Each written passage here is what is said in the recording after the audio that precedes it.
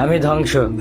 এই জীবনে যতটুকু দুঃখ আমি পেয়েছি, সত্যি বলছি, তার এক বিন্দুও পরিমাণও বহন করার শক্তি আমার ছিল না। কখনো চাইলেই কাঁদতে পারিনি, কখনো কারো কাঁধে মাথা রেখে বলতে পারিনি আমি ভালো নেই।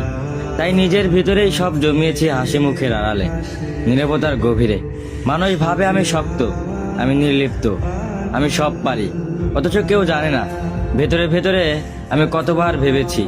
একা রাতে বালিশ ভিজিয়েছি, চোখের জল দিয়ে গোপনে যুদ্ধ চালিয়ে গেছি।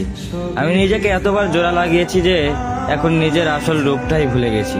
কখনো ভাবিনি হয়তো এই দুঃখগুলো সামলে নিতে পারবো, হয়তো সময় ঠিক করে দিবে সবকিছু। কিন্তু বাস্তবতা হলো আমি আয়ত্তের বাইরে দুঃখ ধারণ করতে করতে এখন নিজেই ধ্বংস হয়ে গেছি।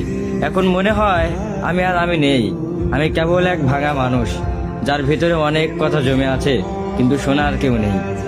সবাই বলে খারাপ সময় সবসময় থাকে না, সময় ভালো হয়ে যাবে, কিন্তু কেউ বোঝে না সময় শুধু ক্ষত তৈরি করে, সেগুলো শুকায় না।